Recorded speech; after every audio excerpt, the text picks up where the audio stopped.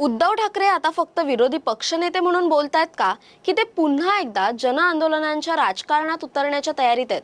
शिवाजी पार्कमधून दिलेलं हे आव्हान केवळ भाषण होतं, की महाराष्ट्रात सरकार विरोधी नव्या आंदोलनाची औपचारिक घोषणा होती?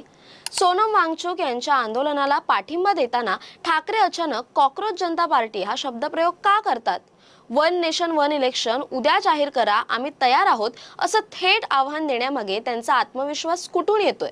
महाराष्ट्रात मराठा आंदोलन, शेतकरी आंदोलन, अण्णा आंदोलन यांसारख्या जन आंदोलनांना नेहमीच मोठा प्रतिसाद मिळालाय. मग ठाकरे या भावनेवर स्वार होण्याचा प्रयत्न करतायत का? आणि सर्वात मोठा प्रश्न, ऑपरेशन टायगर नंतर पक्षाला लागलेली गळती थांबवण्यासाठी उद्धव ठाकरे आता रस्त्यावरचा संघर्ष हेच सर्वात मोठं राजकीय शस्त्र बनवणार आहेत का? नमस्कार, मी संचारी आकेरकर आणि आपण पाहताय टाइम महाराष्ट्र.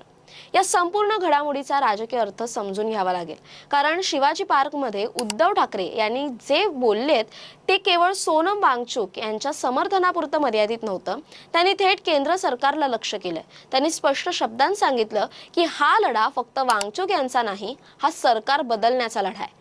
आणि याच एका वाक्याने संपूर्ण आंदोलनाचा सूर बदलला. ठाकरे म्हणाले, वन नेशन वन इलेक्शन उद्या जाहीर करा, आम्ही निवडणुकीसाठी तयार आहोत. हे साधं विधान नाही, हा थेट भाजपला दिलेला ओपन चॅलेंज आहे. म्हणजेच उद्धव ठाकरे आता बचावात्मक राजकारणातून बाहेर पडून आक्रमक भूमिकेत आलेत असा संदेश त्यांनी देण्याचा प्रयत्न केला.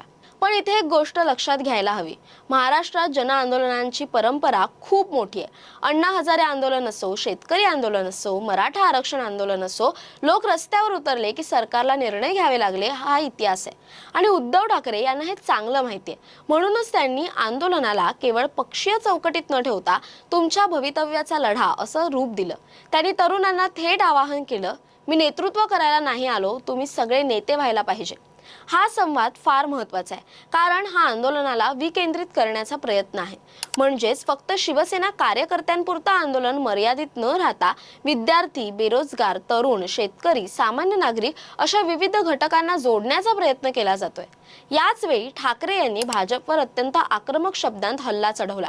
पाकिस्तान सोबत चर्चा करता मग सोनम वांगचुक यांच्यासोबत का नाही, असा सवाल त्यांनी केला. त्यांनी संघप्रमुख मोहन भागवत यांच्या पाकिस्तान सोबत चर्चेच्या विधानाचाही संदर्भ दिला आणि सरकारवर दुहेरी भूमिकेचा आरोप केला.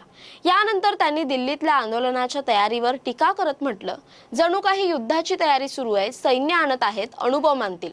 हा भाषणाचा स्पष्टपणे आंदोलनात्मक आणि भावनिक टप्पा होता. आता प्रश्न असा आहे की यामुळे भाजपची डोकेदुखी खरंच वाढू शकते का? माझ्या मते हो. कारण उद्धव ठाकरे यांच्याकडे अजूनही एक मोठा भावनिक ब्रँड आहे. 2022 मध्ये सत्ता गेल्यानंतर त्यांच्याबद्दल सहानुभूतीची भावना निर्माण झाली. पक्ष फुटला, चिन्ह गेलं, आमदार खासदार गेले, पण तरीही त्यांच्या सभांना होणारी गर्दी कमी झालेली नाही. विशेषतः मुंबई, कोकण आणि मराठी बहुल भागांमध्ये त्यांचा भावनिक प्रभाव अजूनही कायम आहे. यात आणखी एक घटक आहे, अँटी इन्कम्बन्सी. महायुती सरकार सत्तेत आहे. बेरोजगारी, महागाई, पायाभूत सुविधांबाबतचे प्रश्न, पावसाळ्यातील अडचणी, शेतकऱ्यांचे प्रश्न या सगळ्यामुळे सरकार विरोधात असंतोष आहे अशी भावना विरोधकांकडून सातत्याने मांडली जाते.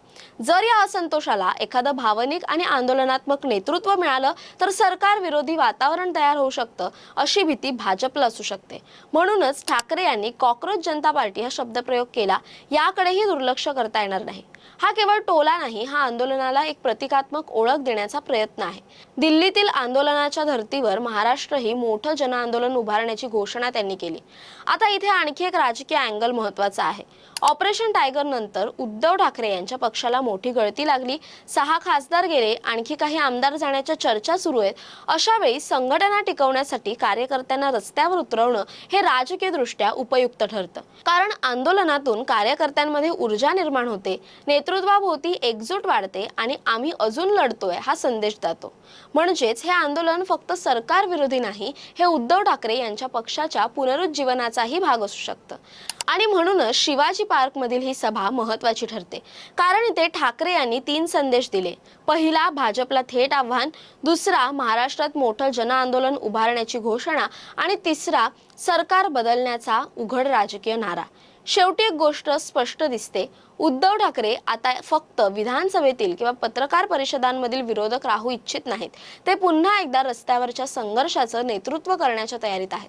आता प्रश्न एवढाच आहे की शिवाजी पार्कमधून उठलेली ही ठिणगी खरंच महाराष्ट्रभर पसरते का, की ती फक्त एका मोठ्या राजकीय भाषणापुरती मर्यादित राहते? पण जर मराठा आंदोलन, शेतकरी आंदोलन आणि अन्न आंदोलनाप्रमाणे लोक मोठ्या प्रमाणावर रस्त्यावर उतरले तर महायुती सरकार समोरची ही केवळ राजकीय नव्हे तर सामाजिक आणि प्रशासनिक डोकेदुखीही ठरू शकते. आणि त्यामुळेच उद्धव ठाकरेंनी दिलेलं हे ओपन चॅलेंज पुढील काही महिन्यात महाराष्ट्राच्या राजकारणाचं केंद्रबिंदू ठरू शकतं. दरम्यान या सर्वाबद्दल तुम्हाला काय वाटतं? तुमची मतं कमेंट करून नक्की कळवा. तसेच अशा नवनवीन व्हिडिओसाठी टाइम महाराष्ट्राला सबस्क्राईब करा. धन्यवाद.